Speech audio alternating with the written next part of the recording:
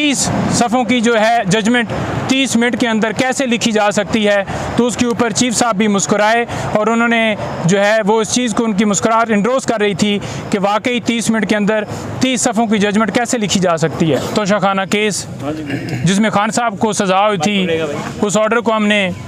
Challenge किया हुआ था और आज उनकी सज़ा की मुअत्तली और अपील हमारी यहाँ पर फिक्स थी, जिसमें हमने अपनी गुजारिशात रखी कि ट्रायल कोर्ट में किस तरह से उजलत से फ़ैसला दिया गया। एक तो मामला सबसे पहले जो उठाया गया वो जुरिस्डिक्शन का था कि ये कंप्लेंट जो है फ़ाइल होनी थी, मजिस्ट्रेट के पास एक प्रोसेस होता है, वो प्रोसेस फॉलो नहीं किया गया। डायरेक्टली जो है एडिशनल सेशन जज साहब के पास फ़ाइल ही नहीं हो सकती थी। दूसरा पॉइंट ये रखा गया कि 120 दिन के अंदर ये कंप्लेंट जो है ये फ़ाइल होनी थी। जिस वक्त डिक्लेरेशन की गई उसके ठीक 120 दिन बाद फ़ाइल होनी थी और 900 से भी ज़्यादा दिनों बाद ये कंप्लेंट फ़ाइल की गई। तीसरा वहाँ पर यह भी रखा गया कि सेक्रेटरी इलेक्शन कमीशन जो है वो डिस्ट्रिक्ट इलेक्शन कमीशन को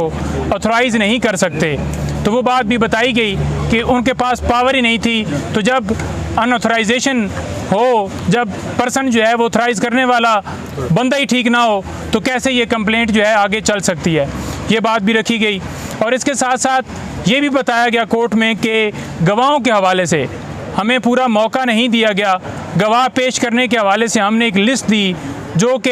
ये कहा गया कि ये रेलेवेंट नहीं है, ये अकाउंट के रिलेटेड मामला है, अकाउंट के रिलेटेड गवाह आपने पेश किए हैं, ये अकाउंट के रिलेटेड मामला नहीं है, तो लिहाजा ये गवाहों की जो लिस्ट है ये रेलेवेंट नहीं है, तो वो हमारी दरख्वास्त खारिज कर दी।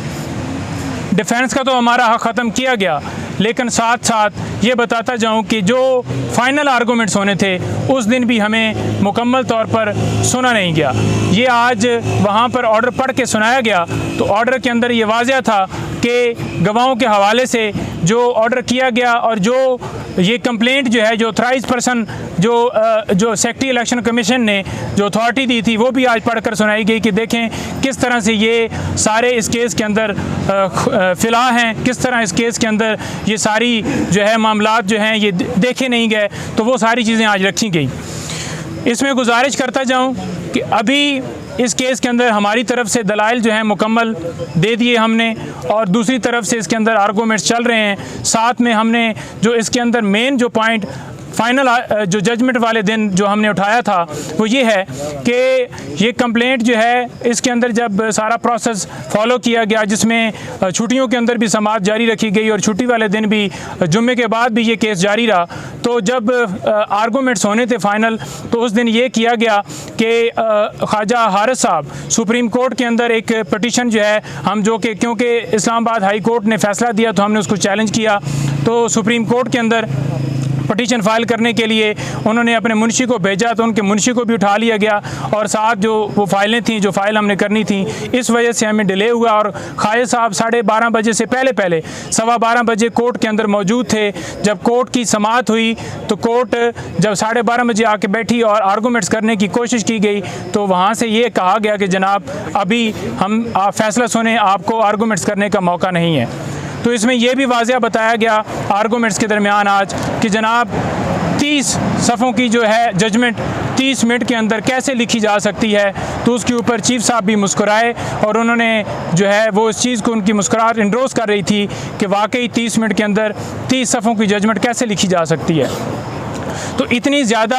पेचीदगियाँ, इतनी ज़्यादा खुला, इतनी ज़्यादा इस केस के अंदर लकूने थे जो कि आज वहाँ पर वाज़ह तौर पर बताए गए, जो कि रिकॉर्ड का हिस्सा हैं, जो साबित करते हैं कि ये सज़ा फ़ौरन जो है मुअत्तल होगी। खान साहब की बेल जो है इस मुकदमे में इंशाल्लाह होगी। आज अभी सुप्रीम कोर्ट में 2 बजे इस केस की समाअत है। इसी केस के रिलेटेड हमने मुख्तलिफ जो ऑर्डर्स थे उसको चैलेंज किया था, वहाँ पर हेयरिंग होगी और हमने वहाँ पर एक और प्रोटेक्शन भी मांगी है कि किसी मुकदमे में खान साहब को मज़ीद गिरफ़्तार ना किया जाए, क्योंकि कानून के मुताबिक हमने ये दरख्वास्त दी है कि